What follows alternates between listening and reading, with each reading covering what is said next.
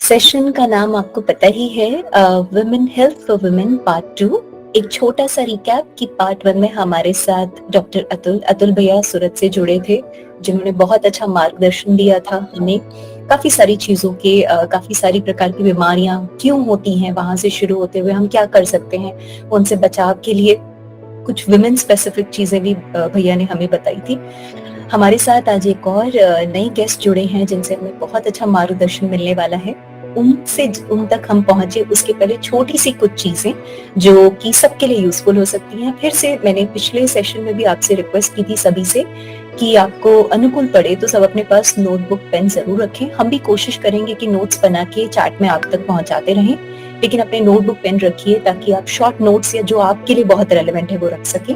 कुछ यहाँ पे छोटे से पोर्शंस हमको मिले जो हमें बहुत यूजफुल लगे। अगर आपको याद होगा पिछली बार एक बहुत सुंदर पिक्चर था जो दीदी ने डिस्क्राइब किया था, जिसमें पायल थी, तुलसी थी और एक जगह मंत्र लिखा हुआ था, सूर्य बने हुए थे कि जो हमारी डे टू डे लाइफ में जो आदतें हमें हमारी संस्कृति देती है या बापूजी सिखाते हैं उससे हमें सहज में कैसे आरोग्यता मिलती है। आज एक छोटा सा भाग हम लोग मंत्र से आरोग्यता पे फोकस करेंगे। सबके जीवन के बहुत सारे अनुभव रहे होंगे कि बापूजी जो मंत्र बताते हैं, खासकर कि हमारा गुरु मंत्र वो तो है ही रामबाण हर चीज का, लेकिन बापूजी हमें स्पेसिफिक मंत्र भी बताते हैं जिनको बापूजी बीज मंत्र कहते हैं, जो पर्टिकुलर बीमारियों के लिए हमें बापूजी देते हैं और उसका बहुत लाभ भी होता है। मुझे भी कई सारी चीजों से बहुत लाभ हुआ है। उसी के ऊपर एक छोटा सा सेक्शन देखेंगे क्योंकि हमने वंदे भारतीय संस्कृति में देखा था कि मंत्र शब्द नहीं होते, मंत्रों में अपनी अलग शक्ति होती है। मंत्र वो होते हैं जो भगवान को भी खींच के ले आते हैं। तो वो मंत्र अगर आरोग्यता की दृष्टि से किए जाते हैं तो हमें बहुत लाभ होता है। छोटे से इस सेशन की शुरुआत हम बापूजी के एक वीडियो से करेंगे।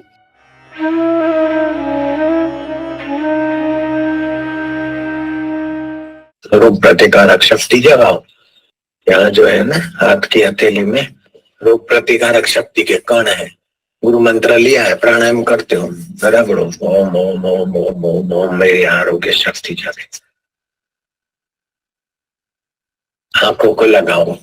भोजन करके कुल्ला उल्ला करते तो मुंह भी गीला होता है, हाथ भी गीले होते हैं, रगड़ के लगाओ। आंखों का रोशनी बढ़ेगा, आंखों की तकलीफ में आराम होगा। हृदय का तकलीफ है तो रात को सोते समय सुबह उठते समय थोड़ा हाथ रख दिए, फिर ओम ओम ओम आरोग्य शक्ति जगे, पड़े रहे शांत होके। अपने आप ऐसे ऐसे कण बनते, ऐसे ऐसे प्रेरणा मिलती है कि आपको क्या बताएं। तो आप शरीर से स्वस्थ रहो, जरा जरा बात में बीमारियों के गुलाम नहीं बनो।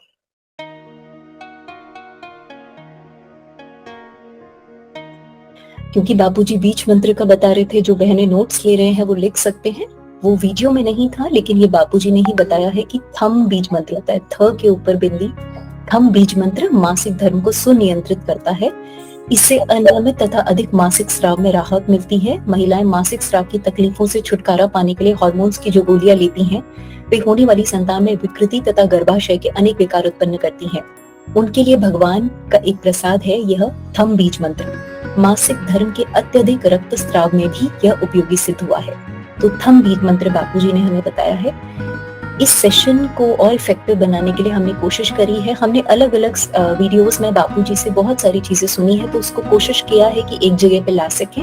बापूजी ये प्रयोग बताते हैं मंत्र शक्ति का कि औषधि को एक टक देखते हुए ओम नमो नारायण मंत्र का 21 बार जप करके फिर औषधि लेने से उसमें भगवत चेतना का प्रभाव आता है और विशेष लाभ होता है।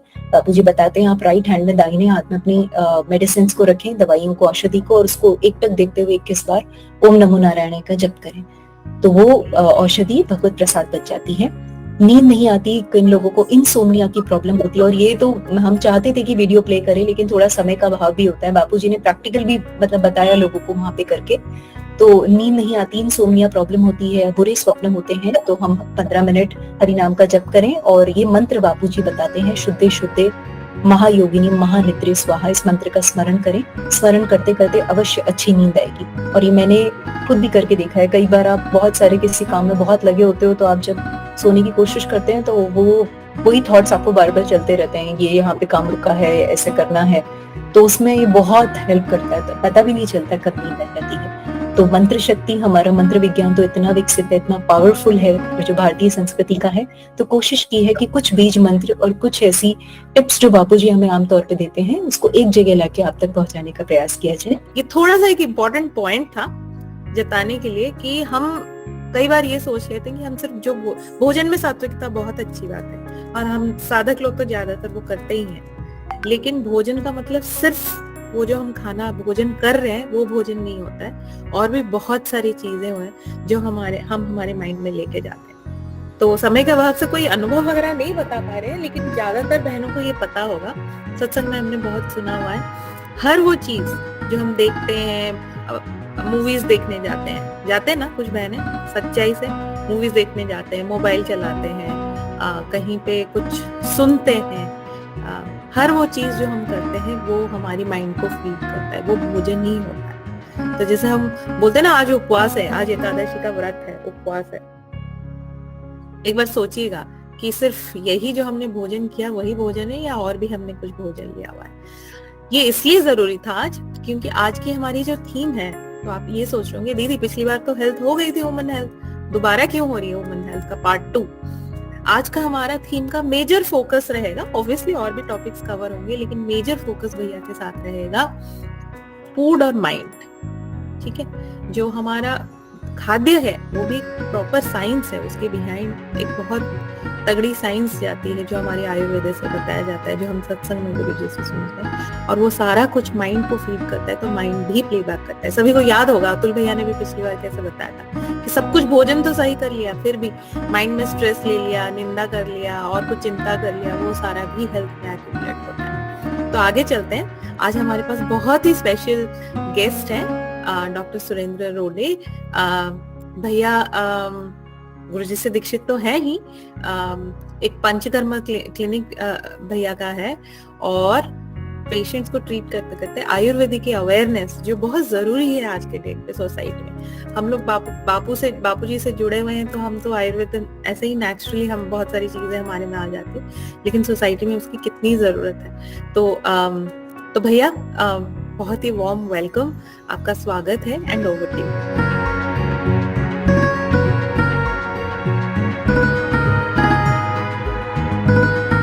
सभी को हरिओम। जो भी बहनें आज के कॉन्फ्रेंस में जुड़ी हैं, तो मुझे आज यहाँ पे बुलाने के लिए आप सभी का बहुत धन्यवाद है। तो आज कुछ विषय के ऊपर चर्चा करने के लिए हम यहाँ पे एकत्रित हुए हैं, और खास करके महिलाओं का स्वास्थ्य। तो उसके ऊपर मैं आज कुछ चीज़ें बताना चाहूँगा मेरे अनुभव की, और जो शास्त्रों में भी हमने पढ़ी है, जो आयुर्वेदिक गुरुओं से भी हमने सुनी है, काफ़ी आपको फायदेमंद रहेगी आपकी स्वास्थ्य रक्षा के लिए। तो आजकल बहुत सारी लड़कियों को, खास करके टीनेजर जो ग्रुप है, 13 साल से लेकर 19-20 साल तक का ये जो एज है, इस एज में हार्मोनल इम्बैलेंस होते हैं, जनरली होते ही है, और कई सारी समस्याएं हमको इसमें झेलनी पड़ती है इस एज में।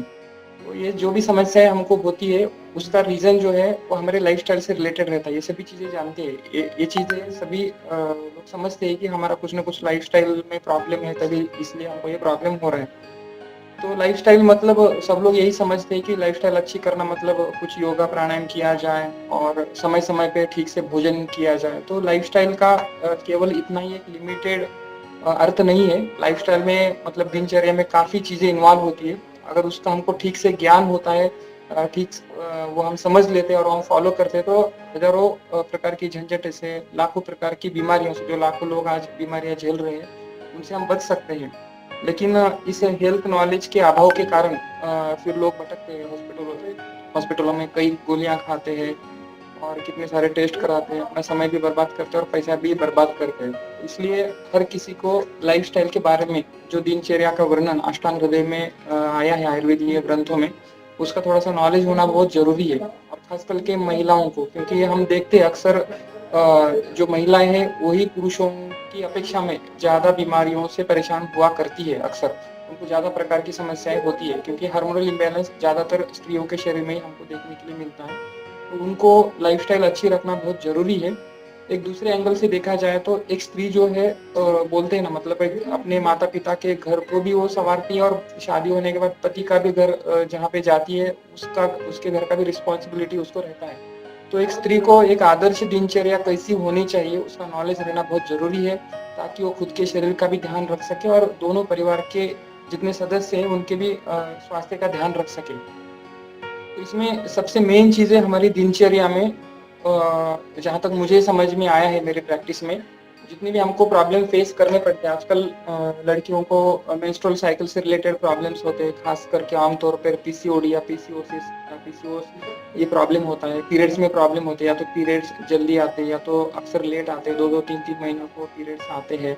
बाद में शादी होने के बाद ओवुलेशन में प्रॉब्लम होता है उनको, और कंसीव होने के लिए बहुत सारा फिर टाइम भी जाता है। तो ये सभी जो प्रॉब्लम फेस करते हैं वो एक दिन में प्रॉब्लम नहीं आते, तो इसके पीछे हिस्ट्री रहती है। तो कुछ महीनों तक, कुछ सालों तक आपने भोजन ठीक से नहीं किया है, भोजन सात्विक प्रकार का नहीं किया है, तभी जाके ये समस्याएं होती है। लेकिन हम उसका इलाज तब सोचते हैं जब हमको प्रॉब्लम फेस करना पड़ता है, जब हमको बीमारी होती है तब जाके हम सोचते हैं कि उसको कुछ इलाज किया जाए। लेकिन ये जो प्रॉब्लम है उसको हिस्ट्री रहती है, काफी महीनों से सालों तक आपने अभी तक जो भोजन गलत तरीके से किया है उसके फलस्वरूप हमको ये समस्याएं होती है। तो जब कभी ऐसी समस्या हमको होती है तो हमको मेन हमारा लाइफस्टाइल चेंज करना जरूरी है।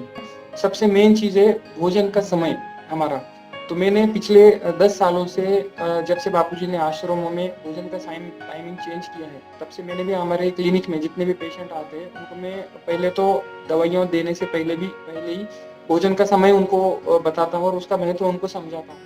बापूजी ने ये जो खोज कर रखी है जैविक दिनचर्या की, वो अपने आप में बहुत एक विलक्षण खोज है, जो सभी मानवता को रोग मुक्त करने के लिए एक बहुत बड़ा वरदान है। लेकिन दुर्भाग्य इस बात का है कि लोग इसका महत्व समझते नहीं है। लेकिन आप लोग अगर इसका महत्व समझ के खुद भी भोजन समय पे करें, आपके सभी परिवार का अगर समय सेट अच्छे से करें, भोजन समय पे करें, तो बहुत सारी बीमारियों से आप लोग बच सकते हैं। तो इसमें भोजन का समय सबसे मेन इंपॉर्टेंट रोल प्ले करता है।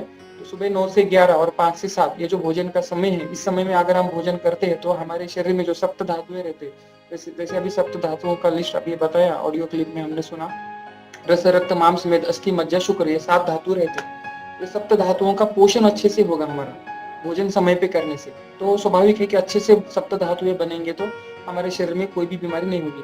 एलोपैथिक साइंस के अनुसार, मॉडर्न साइंस के अनुसार हमारा जो शरीर है वो उसका सब बेसिक जो है वो सेल है। सेल से अलग अलग प्रकार के टिश्यू बनते हैं, फिर वो ब्रेन के टिश्यू रहने दो, हार्ट के टिश्यू, या फिर अपने हड्डियों के बोन्स के टिश्यू, या फिर ब्लड के टिश्यू, अलग अलग ऑर्गन के टिश्यू बनते हैं, फिर अलग अलग ऑर्गन्स बनते हैं। फिर वो लोग बोलते हैं कार्बोहाइड्रेट्स रहते हैं, प्रोटीन से, फैट से, ब्लड सेल से, मतलब कई प्रकार के उनके अलग अलग सिस्टम है उनका। लेकिन आयुर्वेद में ऐसा नहीं है। आयुर्वेद में हमारा जो शरीर है वो सिर्फ 7 धातुओं से बना है, ऐसा आयुर्वेद का कॉन्सेप्ट है। जो भी बीमारियां होती है वो सप्त धातुओं में होती है, और जो भी हम खाना खाते हैं उसी से सप्त धातुओं का निर्माण होता है। तो भोजन समय पे करेंगे तो सप्त धातुएं समय से बनेंगे। आप भोजन ही अगर आगे पीछे करते हैं तो फिर आपके सप्त धातु में प्रॉब्लम होता है। आमतौर पर हम देखते हैं कि बहुत सारे लोग यहाँ पे सिविल में, मतलब आश्रम के बाहर जो लोग रहते हैं, तो सुबह में टिफिन करते हैं, 9-10 बजे टिफिन करेंगे, उसके बाद 1 बजे 2 बजे खाना खाएंगे। ऑफिसर लोग हैं या फिर जो दफ्तर में जो लोग जाते हैं, ऑफिस में टीचर्स लोग हैं, सब 1-1:30 बजे खाना खाते हैं। फिर शाम में घर पे आएंगे 5-6 बजे, कुछ थोड़ा स्नैक्स लेंगे, फिर रात में 9-10 बजे खाना खाते हैं। तो ये हमारी बीमारियों की मूल जड़ है, हम भोजन समय पे नहीं करते हैं। तो भोजन अगर समय पे सेट किया जाए तो हर बीमारी में आपको रिजल्ट आता है। मेरे पास बहुत सारे ऐसे पेशेंट हैं जो केवल समय पे भोजन करने से वो लोग ठीक हो चुके हैं। इसलिए भोजन समय पे करना हमको बहुत जरूरी है। सप्त धातुओं की निर्माण में भोजन समय पे करना यह बहुत एक महत्वपूर्ण पार्ट है। तो इस चीज के ऊपर आपको विशेष ध्यान देना है। कई सारे ऐसे लड़कियां हैं जो मेरे पास आती है ट्रीटमेंट के लिए, पीरियड्स के प्रॉब्लम से रिलेटेड, या तो जिनका वेट ज्यादा रहता है। तो वेट क्यों बढ़ता है? जब हमारा ओवुलेशन करेक्ट मंथली नहीं होता है तब हमारा वेट गेन होना चालू होता है, उसी का हार्मोनल इम्बैलेंस बोलते हैं। तो भोजन अगर समय पे किया जाए 3 महीने तक, कोई भी आपको जो भी समस्या है, समझो पीरियड से रिलेटेड प्रॉब्लम है, तो केवल 3 महीने तक आप भोजन समय पे करने का एक निश्चय करिए। समय पे मतलब सुबह 9 से 11 के बीच में ही खाना है, दोपहर में अन्न नहीं खाना है, फल वगैरह ले सकते हैं, आप दूध ले सकते हैं, और रात में 5 से 7 के बीच में खाना है। बस इस 2 टाइम में अगर खाना खाएंगे आप 3 महीने तक, और जो भी आप आयुर्वेदिक मेडिसिन जो आपके वैद्य आपको चला रहे वो अगर लेते हैं, तो केवल 3 महीने में आपकी पीरियड्स रेगुलर हो जाती है। इतनी सीधी एकदम सिंपल चीज है ये। मैंने काफ़ी पेशेंट्स में इस चीज़ का अनुभव किया है। खुद वो लड़कियाँ या फिर उनके माताजी लोग आके हमको बताते हैं कि हमने इतनी-इतनी सारी दवाइयाँ खिलाई, इतने-इतने गायनेकोलॉजिस्ट के पास दिखाए थे, लेकिन हमको फ़ायदा नहीं हुआ था। तो केवल आपका छोटा-मोटा ट्रीटमेंट 2-3 महीना लिया और हमारा पीरियड्स रेगुलर हो गया। तो इसमें दवाइयों से भी ज़्यादा रोल आपके भोजन के समय पे रहता है, तो भोजन समय पे करना अत्यंत आवश्यक है। तो भोजन समय पे हो, दूसरी चीज़ भोजन करते समय हमारा मन किस भावना से युक्त रहता है, उसका भी प्रभाव हमारे भोजन के ऊपर पड़ता है। तो इसलिए जो बोलते हैं ना, जैसा खाओगे अन्न वैसा होगा मन, ये जो एक कंसेप्ट है, ये एकदम लॉजिकल है, इसके पीछे एक साइंस है। हम जैसा खाएँगे अन्न वैसा ही होगा हमारा मन। तो जो भी खाने का पदार्थ रहता है उसके 2 पार्ट रहते हैं आयुर्वेद के अनुसार, एक स्थूल भाग और दूसरा सूक्ष्म भाग। जैसे गुरुदेव हमको बोलते हैं कि हमारे 2 शरीर या 3 शरीर रहते हैं, स्थूल शरीर, सूक्ष्म शरीर, कारण शरीर। मतलब एक स्थूल शरीर है, दूसरा सूक्ष्म शरीर है। उसी प्रकार भोजन का जो हर एक कोई भी चीज़ है खाने की, एक हर सामग्री है, उसके भी 2 पार्ट रहते हैं, एक स्थूल भाग है और दूसरा सूक्ष्म भाग है। जैसे कि आप शक्कर का उदाहरण ले लो, शक्कर दिखने में सफ़ेद है, तो उसका स्थूल भाग हो गया, उसका आकार इस प्रकार से है। लेकिन उसमें जो मिठास है, वो उसका सूक्ष्म भाग कहलाती है। जैसे नमक ले लो आप, नमक भी दिखने में शक्कर के जैसा सफ़ेद रहता है, दोनों का फिजिकल अपीयरेंस सेम है, लेकिन दोनों का जो टेस्ट है अलग है, तो उसका जो सूक्ष्म भाग है उसमें फ़र्क है। जैसे गुलाब जामुन है, दिखने के लिए हमको लाल दिखता है, लेकिन जो उसका जो सूक्ष्म भाग है, उसकी जो मिठास है, वो खाने के बाद ही पता चलती है। जैसे मोबाइल में आप देख सकते हैं कि मोबाइल का जो दिख रहा है हमको, ये फिजिकल पार्ट है, लेकिन उसके अंदर से जो तरंगे निकलती है वो उसका सूक्ष्म पार्ट है। कोई भी चीज़ ले लो, हर एक का सूक्ष्म पार्ट और स्थूल पार्ट दोनों भी रहते हैं। इसी प्रकार भोजन के स्थूल पार्ट से हमारे स्थूल शरीर का पोषण होता है और भोजन के सूक्ष्म पार्ट से हमारे सूक्ष्म मन का पोषण होता है। तो समझो आप भोजन राजसी या तामसी भोजन कर रहे हो या तो सात्विक भोजन कर रहे हो, तो उसी प्रकार के भावों का निर्माण आपके मन में होगा। तो तामसी भोजन, सात्विक भोजन और ये राजसी भोजन, इसमें क्या फर्क है? सात्विक भोजन मतलब वो भोजन जो अभी-अभी फ्रेश बनाया हुआ है, उसको हम सात्विक भोजन कह सकते हैं। जिसमें तामसी चीज़ें ना पड़ी हो, प्याज, लहसुन, नॉनवेज वगैरह, अंडा, मटन, चिकन ऐसी चीज़ें ना हो, तो ये सात्विक भोजन होता है। तो सात्विक भोजन करने से स्वाभाविक हमारे मन में सात्विक विचार आने शुरू होते हैं। तो भोजन के स्थूल भाग से स्थूल शरीर का पोषण होता है। जो स्थूल शरीर दिख रहा है हमारा, जिसमें सप्त धातुएं रहती है, तो उसका पोषण होता है। हमारे शरीर में स्थूल शरीर में सप्त धातुओं के साथ साथ मन का भी वास रहता है। तो मन आजकल बहुत सारे लोगों को मानसिक प्रॉब्लम हो रहे हैं, मतलब मानसिक अवसाद है, टेंशन है, डिप्रेशन है, कई प्रकार की चिंताएं हैं मन में। तो उसका रीजन कहीं ना कहीं हमारे आहार में निश्चित रूप से रहता है। इसलिए भोजन की क्वालिटी के ऊपर हमको ध्यान देना बहुत जरूरी है। हम जो बाहर का फास्ट फूड वगैरह खाने के लिए अवॉइड करो ऐसा बोलते हैं, तो क्यों बोलते हैं? उसके पीछे यही इसके पीछे यही रीजन है कि जो भोजन बनाने वाले का जो भाव रहता है वो उनका अपवित्र रहता है। क्योंकि होटलों में या फिर रेस्टोरेंट में जो खाना खाते हैं, वो लोग इसी भावना से भोजन बनाते हैं कि इससे से हमको कुछ अर्थ की प्राप्ति हो, धन की प्राप्ति हो। तो उनका राजसिक भाव है उसमें, तो वो भोजन में भी राजसिक गुण आ जाता है। तो हम भी वो ऐसा भोजन करेंगे तो हमारे भी मन में उसी प्रकार के विचारों का निर्माण होगा। तो हम जो घर में भोजन बनाते हैं उसमें कोई, हमारी जो माताजी बनाती है या तो पत्नी बनाती है भोजन, उसमें कोई स्वार्थ नहीं रहता, उनका निस्वार्थ भाव से बनाती है, तो वो भोजन सात्विक कहलाता है। ठीक है, तो इसलिए भोजन का क्वालिटी आपको ध्यान देना बहुत जरूरी है। और जो हम जिस किसी के हाथ का भोजन करते हैं, खास करके मुस्लिम के लोग रहते हैं या फिर जो नॉनवेज लोग खाते हैं या फिर जो शराब पी के जो लोग भोजन बनाते हैं, तो वो भोजन बनाते समय उनके हाथों से या फिर उनके मन के विचारों का प्रभाव वो भोजन में आता है। फिर वो भोजन अगर हम करते हैं तो हमारे मन में भी वही विचार चलते रहते हैं। हम भी प्रैक्टिकली देखते हैं, कभी हमको एक 10 दिन 15 दिन बाहर खाने का अगर पड़ता है तो उन दिनों में हमको ध्यान भजन में उतनी रुचि नहीं होती और मन में उतने अच्छे विचार नहीं आते। इसलिए आपको लगता है कि हमारे मन का पोषण अच्छे से हो, तो इसलिए भोजन की क्वालिटी के ऊपर आपको ध्यान देना बहुत जरूरी है। आजकल लड़कियों में एक आदत है कि लड़कियां आजकल फास्ट फूड खाने की फास्ट फूड खाने के लिए पसंद करती है, या फिर जो भी आजकल मार्केट में भोजन मिलता है उसके ऊपर ज्यादा रुचि उनका होता है। तो उसके कारण भी हार्मोनल इम्बैलेंस हो जाता है। उसके कारण फिर आगे चल के बहुत सारी दिक्कतों का सामना करना पड़ता है। मतलब हमारे शरीर में जो 7 धातु है, रस, रक्त, मांस, मेद, अस्थि, मज्जा, शुक्र, 7 धातुओं से शरीर बना है। ये हर एक 7 धातुओं के अपने अपने उपधातु रहते हैं, मतलब बाय प्रोडक्ट जिसको हम बोलते हैं। एक धातु बनने के बाद अपना बाय प्रोडक्ट वो धातु खुद बनाता है, फिर अगला धातु बनता है, फिर उसका भी बाय प्रोडक्ट बनता है, फिर अगला धातु बनता है। ऐसे उत्तरोत्तर धातुओं का पोषण चलते रहता है। जब हम भोजन करते हैं, भोजन के बाद जो जूस हमारे शरीर में बनता है जिसको हम गैस्ट्रिक जूस बोलते हैं, मतलब आप कल्पना करो, हम जब खाना खाते हैं तो उसके बाद उसका पचन होने के बाद कोई एक चीज हमारे शरीर में बनती होंगी जो फर्स्ट प्रोडक्ट है, उसको हम रस धातु बोलते हैं आयुर्वेद की भाषा में। इसी रस धातु के ऊपर शरीर हमारा प्रोसेस करता है 7 दिन तक। इसमें से फिर खून बनता है, रक्त धातु बनता है। फिर रक्त धातु के ऊपर शरीर हमारा 7 दिन तक प्रोसेस करता है, फिर मांस धातु बनता है। तो इसी प्रकार के 7 धातु जब बनते हैं तो हर एक धातु के ऊपर 7-7 दिन तक हमारा शरीर प्रोसेस करता है। तब जाके 49 डेज के बाद में शुक्र धातु की उत्पत्ति होती है। शुक्र धातु जो है स्त्री और पुरुष दोनों में समान रूप से होता है। तो पहला जो धातु बन रहा है रस धातु, इस रस धातु से उपधातु बनता है, मतलब आर्तो बनता है। तो जिस भी स्त्री के शरीर में खाना ठीक से अगर नहीं खाती है या फिर भोजन ऐसा नहीं करती है या फिर बाहर का भोजन खाने में आता है तो उनका रस धातु दूषित होता है। तो जैसे रस धातु दूषित होगा वैसे ही तुरंत उनको पीरियड्स में प्रॉब्लम स्टार्ट होते हैं। दूसरा, इसी रस धातु से आपके मन का भी रिलेशन है। तो जिसका रस धातु बिगड़ा हुआ रहेगा उसका मन भी विक्षिप्त रहेगा, चंचल रहेगा। इसलिए रस धातु हमारा खराब ना हो इसलिए हमको विशेष ध्यान देना चाहिए। रस धातु मतलब खाने के बाद जो हमारा फर्स्ट प्रोडक्ट बन रहा है वो अच्छा क्वालिटी का बनना बहुत जरूरी है। दूसरा, रस धातु बनने के लिए, अच्छा बनने के लिए कुछ चीजें जरूरी है, तो वो मैं आपको बताना चाहूंगा। रस धातु अच्छा बनने के लिए हमको जो भोजन है वो हमको लिक्विड टाइप का भोजन करना चाहिए। आजकल आजकल ज्यादातर लड़कियां है ना, मतलब ड्राई प्रकार का भोजन पसंद करती है। जैसे समोसा खाए, नूडल्स खाए, चिप्स खाए, कुरकुरे खाए या फिर गोभी मंचूरियन खाए या फिर जो नमकीन वगैरह आता है। तो मैक्सिमम ये जो भोजन है ये रुक्ष आहार है, मतलब इसमें लिक्विड कंटेंट बहुत कम रहता है। तो जिसमें भी पानी की मात्रा कम रहेगी ऐसा जो भोजन है वो अच्छा क्वालिटी का रस धातु नहीं बनाएगा। आजकल की लड़कियां जो है पतला भोजन खाने के लिए मना करती है, पसंद नहीं आता है उनको। जैसे पतली सब्जियां नहीं खाएंगी या फिर वेजिटेबल के सूप नहीं पिएंगी, दूध वगैरह नहीं लेंगी, मतलब जो भी ऐसे लिक्विड, जैसे फलों का रस भी नहीं लेती है, कोई जो पसंद आता है उसी प्रकार का फल खाएगी। तो लिक्विड टाइप का भोजन आपके आहार में रहना अत्यंत आवश्यक है। लड़कियों को वेट बढ़ने की समस्या हो रही है आजकल। तो वेट क्यों बढ़ता है? वेट बढ़ने के 2 कारण है। एक तो असमय भोजन करना, जो देर रात में जो भोजन करते हैं 9 बजे के बाद या 10 बजे के बाद, तो वो भी हमको वेट बढ़ने में मतलब रीजन है उसका, लेट खाना खाना। वेट कम करना है तो भोजन समय पे करिए पहले।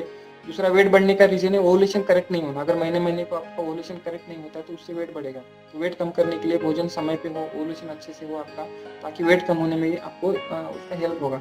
दूसरी चीज, भोजन करते समय हमारा मन कैसा रहता है उसका भी प्रभाव हमारे रस धातु के ऊपर पड़ता है। अगर आप भोजन करते समय टीवी मोबाइल देखते हैं या फिर कुछ विचार करते हैं, चिंता करते हो, ऐसा करते करते आप भोजन करते हैं तो भोजन के बाद जो रस धातु बनेगा वो अच्छा क्वालिटी का नहीं बनता है। इसलिए अपने शास्त्रों में आया है कि भोजन करते समय हमको मौन पूर्वक भोजन करना चाहिए, क्योंकि बातें करते हुए भोजन करेंगे तो हमारा मन डाइवर्ट हो जाता है और जो हम किसी से बात कर रहे हैं तो उसके जो विषय उसने बताया उस विषय के चिंतन में हमारा मन लग जाता है। तो इस प्रकार से जो खाने का अच्छे से पचन होकर रस धातु बनना चाहिए वो नहीं बनेगा। इसलिए भोजन करते समय आपका मन में किस प्रकार के विचार है वो भी बहुत इम्पोर्टेंट है। इसलिए भोजन करते समय मन को एकाग्र चित्त से शांति पूर्वक और कुछ मोबाइल टीवी या फिर न्यूज ना सुनते हुए भोजन करें तो आपको खुद ही फील होगा 10-15 दिन के अपने मन में एक शांत सात्विक भाव उत्पन्न हो रहा है और अच्छा आपको फील हो रहा है। इसलिए भोजन समय पे हो, भोजन करते समय एकाग्र मौन पूर्वक भोजन हो, तो ये छोटी छोटी चीजें आपको स्वस्थ रखने के लिए बहुत